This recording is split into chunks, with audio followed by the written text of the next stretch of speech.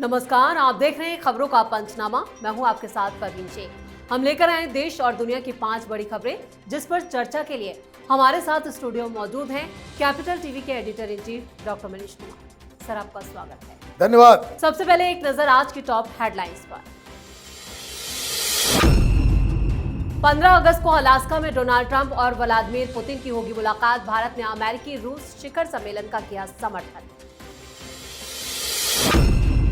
PM Modi का बेंगलुरु दौरा, 3 वंदे भारत ट्रेनों को दिखाई हरी झंडी। नई मेट्रो का किया उद्घाटन। बोले पूरी दुनिया ने नए भारत के स्वरूप के दर्शन किए। ऑपरेशन सिंदूर पर कांग्रेस ने फिर उठाए सवाल। Air chief marshal Amarpreet Singh के बयान को बताया राजनीतिक गठजोड़ का हिस्सा। राजनाथ सिंह ने दिया करारा जवाब। एसआईआर पर विपक्ष का बवाल जारी। राहुल गांधी के नेतृत्व में 300 सांसद चुनाव आयोग के खिलाफ निकालेंगे विरोध मार्च। मल्लिकार्जुन खड़गे सांसदों को देंगे डिनर। बिहार में गहराया एसआईआर विवाद। अब डिप्टी सीएम विजय सिन्हा के 2 वोटर कार्ड पर बवाल। विजय सिन्हा ने दी सफाई। खबरों में सबसे पहले बात ट्रंप से जुड़ी बड़ी खबर की। भारत और अमेरिका में तनाव के बीच रूस के राष्ट्रपति व्लादिमीर पुतिन और अमेरिका के राष्ट्रपति डोनाल्ड ट्रंप एक बड़ी बैठक करने जा रहे हैं, जिसकी जानकारी खुद प्रेसिडेंट ट्रंप ने अपने सोशल मीडिया प्लेटफॉर्म ट्रूथ पर दी है। उन्होंने बताया कि 15 अगस्त को ग्रेट स्टेट अलास्का में ये मीटिंग होगी। हालांकि भारत की भी इस बैठक पर नजर है, क्योंकि भारत पर 50% का टैरिफ लगाए जाने के बाद भारत अपने दोस्त रूस के संपर्क में है। उधर भारत की चीन के साथ भी नजदीकियां बढ़ी हैं और इसी कड़ी में माना जा रहा है कि डोनाल्ड ट्रंप जब पुतिन के साथ बैठक करेंगे तो इसका असर भारत पर भी पड़ेगा। और इसे लेकर ही भारत के विदेश मंत्रालय के प्रवक्ता रणधीर जायसवाल ने एक बयान जारी किया। एमई ने इस बैठक का समर्थन किया है। क्या है इस बैठक का एजेंडा? देखिए, एजेंडा तो इसका जो डोनाल्ड ट्रंप चाहते थे वो तो होगा नहीं। क्यों?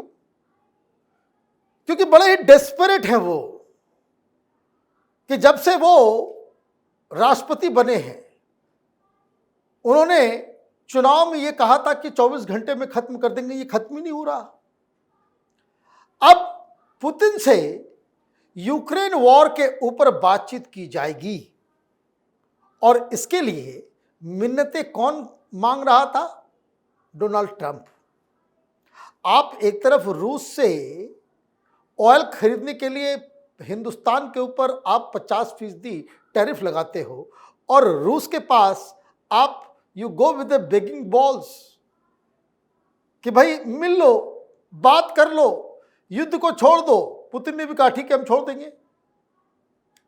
तो बात हो रही है सीज फायर की कि युद्ध खत्म हो। भारत ने इसका स्वागत किया कि भाई युद्ध किसी भी कीमत पे नहीं होनी चाहिए, हम लोग तो वैसे भी युद्ध के खिलाफ हैं। लेकिन मामला कहां फंस गया? फंसा यूं है कि ये सिर्फ रूस और यूक्रेन के बीच लड़ाई नहीं चल रही। रूस यूक्रेन के अंदर घुसता चला गया। 25% के आसपास यूक्रेन की जमीन वो अभी रूस के कब्जे में है। सीज फायर का मतलब क्या है? सीज फायर का मतलब यह है कि युद्ध विराम, गोलियां नहीं चलेगी। लेकिन कोई बात इस पे नहीं कर रहा कि रूस वापस अपने बॉर्डर पे लौटेगा या नहीं लौटेगा। ये पुतिन साहब नहीं होने देंगे। और इसलिए जेलेंस्की का बयान आया कि बातचीत तो अपनी जगह पे ठीक है, लेकिन टेरिटरी हम हैंड ओवर नहीं करेंगे। तो ये तो ढाक के 3 पात वापस उसी जगह पे आ गए।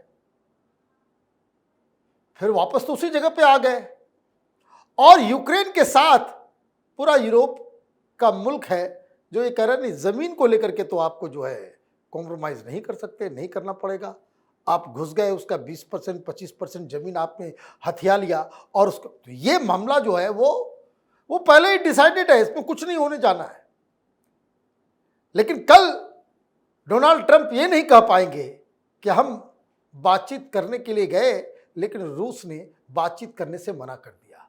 तो ये पूरी कहानी है, ये ऑलरेडी एक डेड डील है।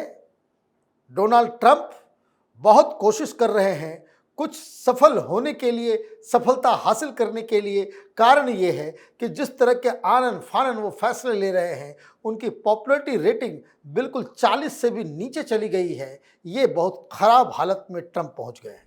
बिल्कुल। अब बात पीएम मोदी की। बेंगलुरु पहुंचे पीएम मोदी ने आज मेट्रो की नई लाइन का उद्घाटन किया। इस दौरान प्रधानमंत्री ने मेट्रो में सफर कर रहे लोगों से बातचीत भी की। उन्होंने यात्रियों से पूछा कि इस नई शुरुआत के बाद उनका अनुभव कैसा है और वो कैसा महसूस कर रहे हैं। प्रधानमंत्री मोदी ने 3 वंदे भारत ट्रेन को भी हरी झंडी दिखाई। इस सौगात से पहले पारंपरिक नृत्य और संगीत के जरिए प्रधानमंत्री का स्वागत भी किया गया।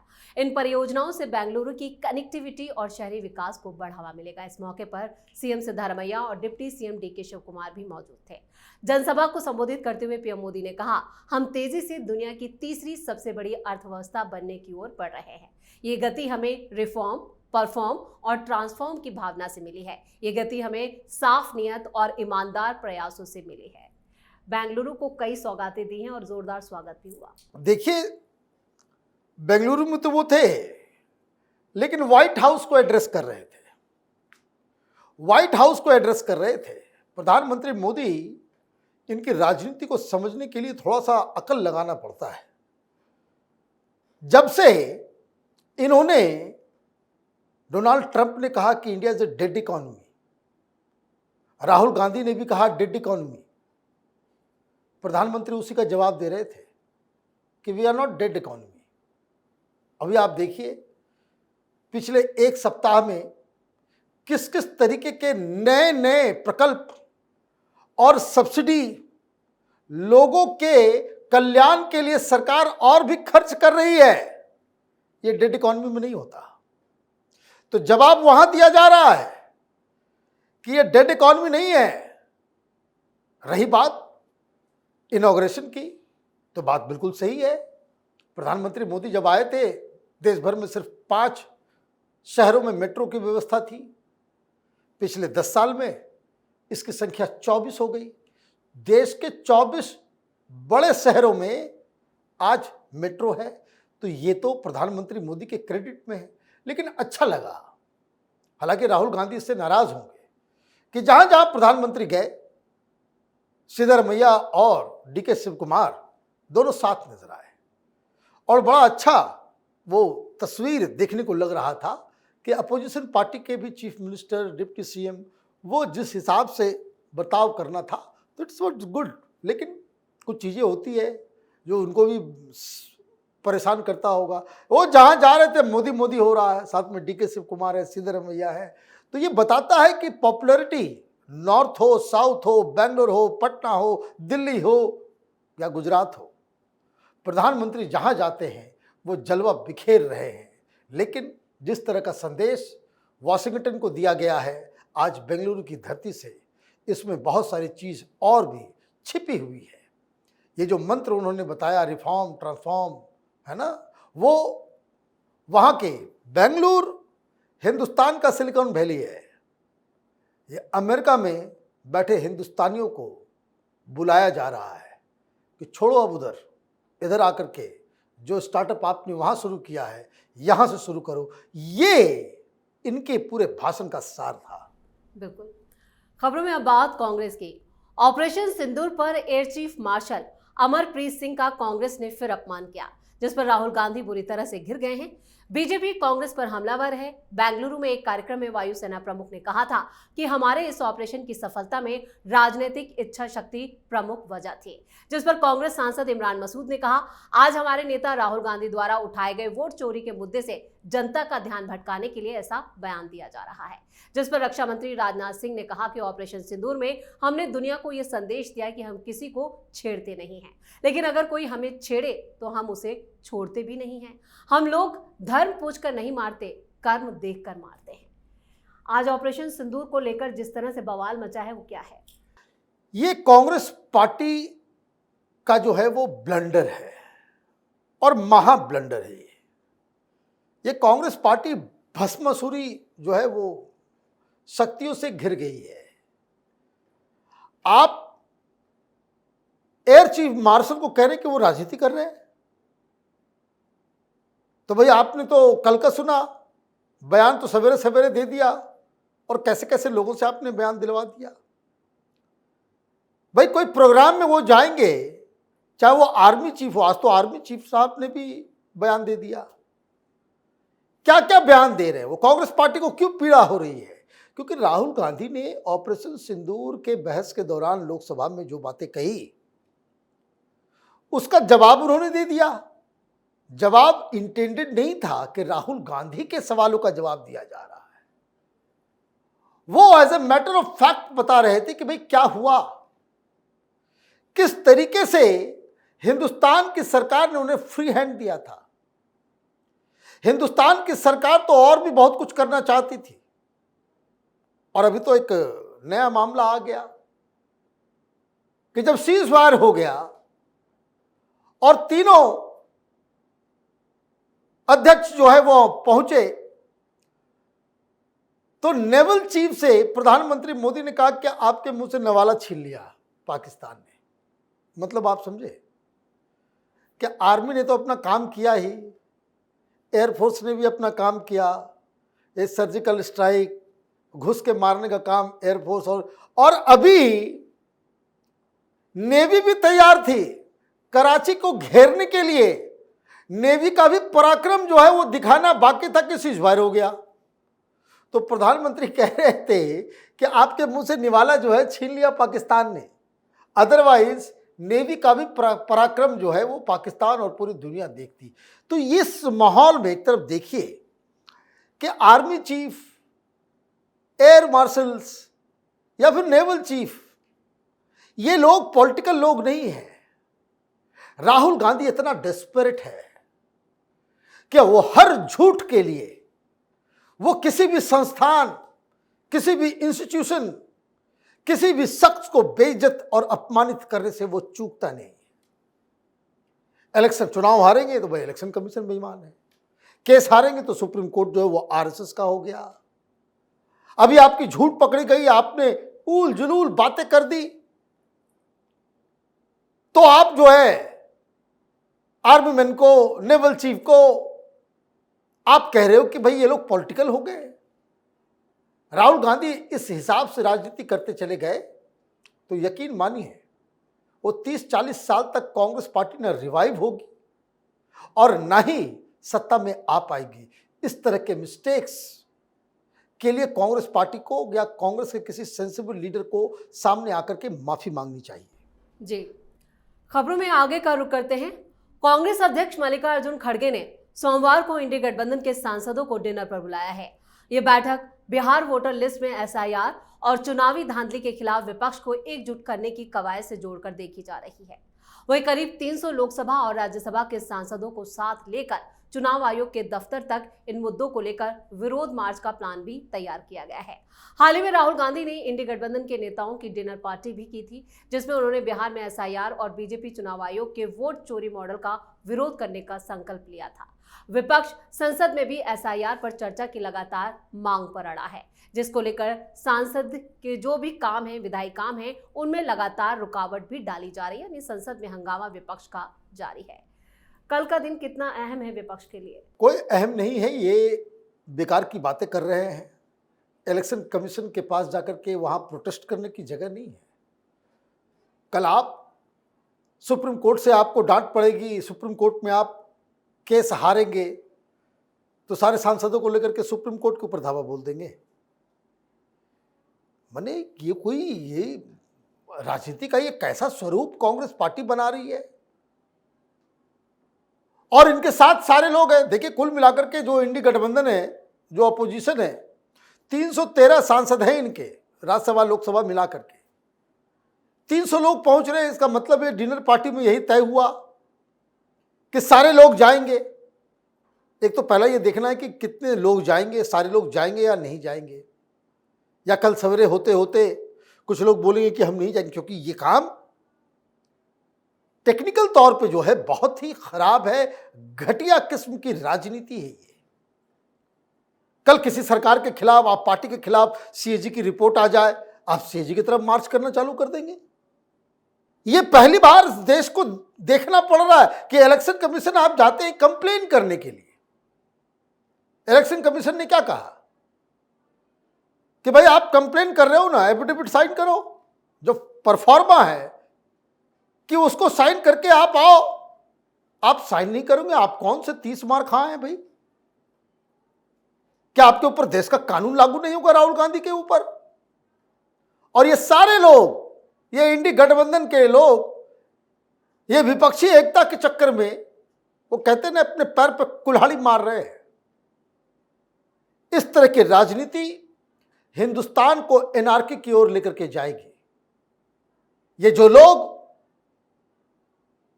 संविधान को हाथ में लेकर के चलते हैं, वही संविधान के सबसे बड़े हत्यारे बन रहे हैं। पॉलिटिकल पार्टीज को इस तरह के प्रोटेस्ट से बचने की जरूरत है।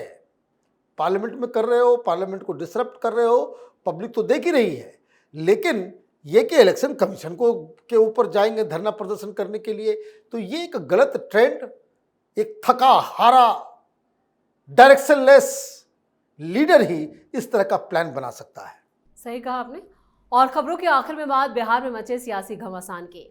वोटर वेरिफिकेशन विवाद के बाद बिहार की डिप्टी सीएम विजय सिन्हा पर आरोप लगा है कि उनके पास 2 अलग अलग एपिक नंबर हैं और वो 2 विधानसभा सीटों की मतदाता सूची में उनका नाम दर्ज है। बिहार कांग्रेस ने इसे चुनाव प्रक्रिया का सबसे बड़ा फ्रॉड करार दिया और चुनाव आयोग से फौरन कार्रवाई की मांग की है। वहीं तेजस्वी यादव ने भी प्रेस कॉन्फ्रेंस करके इसी पर गंभीर आरोप लगाए। इधर विजय सिन्हा ने मीडिया से बात करते हुए अपनी बात रखी और आरोपों को पूरी तरह से बेबुनियाद बताया। उन्होंने कहा कि एक जगह से नाम हटाने का फॉर्म मैंने भरा है, किसी वजह से नाम नहीं हटा तो मैंने बीएलओ को बुलाकर लिखित में आवेदन दिया और रिसीविंग ली है। जो वजह नहीं है उस वजह को जबरदस्ती एक विवाद बनाया जा रहा है, जिस तरह से तेजस्वी यादव और कांग्रेस ने आरोप लगाए। देखिए, तेजस्वी यादव तो अभी तक उसका जवाब नहीं दे पाए हैं कि भाई उनके पास 2 एपिक नंबर क्यों आया। अब यह मामला आ गया, यह मामला आया कि डिप्टी सीएम का 2 एपिक नंबर है। यह मामला गंभीर तब होता कि अगर डिप्टी सीएम साहब चुपचाप बैठे हुए होते। अभी मसला क्या है? मसला यह है कि लखीसराय और बांकीपुर, यह पटना का एक कंस्टिट्यूंसी है, पटना शहर में ही, वहां दोनों जगह इनका नाम था। तो बांकीपुर में वो पहले रहते थे, 2003 से पहले से ही उनका बना हुआ, तो 2003 से पहले का बना हुआ तो उसको तो डिस्टर्ब नहीं किया जा रहा, तो 2 जगह नाम है। तो जब ये लिस्ट आया, इन्होंने बाकायदा बीएलए को बुला करके ये रिक्वेस्ट किया कि भाई हम लखीसराय का ही रखेंगे जहां उनका घर है, और इधर जो है वो उसको खत्म करवा रहे हैं। और वो बता रहे हैं, जैसा वो कह रहे हैं कि भाई रिसीविंग उनके पास है। तो ये आरोप लगाने से पहले इसकी तहकीकात तो करनी चाहिए थी ना। आप प्रेस कॉन्फ्रेंस कर लेते हो, अब ये तो एम्बैरेसिंग है ना कि कोई आदमी, भाई ऐसा कौन आदमी है कि जिसका बहुत सारे ऐसे लोग, आपको केजरीवाल जब चुनाव लड़ रहा था तो उसके 3 थे, हरियाणा का भी बना हुआ था, ये गाजियाबाद का भी बना हुआ था, दिल्ली का भी उसने बना लिया था। तो एप्लीकेशन देकर के उसको खत्म कराना पड़ता है। तो ये जो विवाद इसलिए उठाया जा रहा है कि एन केन प्रकारेण वो इस SIR के प्रोसेस के ऊपर सवाल खड़े करें। अब आप ये सवाल खड़े कर रहे हो, प्रेस कॉन्फ्रेंस कर रहे हो, उससे ये मामला बड़ा नहीं बन रहा। कारण उसका ये है कि लोग इस पूरे प्रोसेस में हिस्सा ले रहे हैं। लोगों के अंदर, मैं भी हाल में ही मैं पटना में था, जो वहां पे लोगों से बातचीत की, भाई ये सारे लोगों ने उसको स्वीकार कर लिया कि हाँ भाई ठीक है। और ज्यादातर लोग ये यही कह रहे हैं कि नहीं, यह बार बार होना चाहिए, हर चुनाव से पहले होना चाहिए। लोग वहां आए गए, लोग कह रहे हैं कि फर्जी वोटर्स तो बहुत सारे हैं, ये एक बार में खत्म नहीं होगा, कई राउंड ऑफ SIR करना पड़ेगा, तब जाकर के शुद्ध और सही सही जो है वोटर लिस्ट मिलेगा। लेकिन ये विपक्ष पार्टियों ने ये सोच लिया है कि भाई नहीं, हमें इलेक्शन कमीशन के ऊपर हमला करना है, इस पूरे प्रोसेस को जो है वो ख़त्म करना है। तो ये तो चलता रहेगा।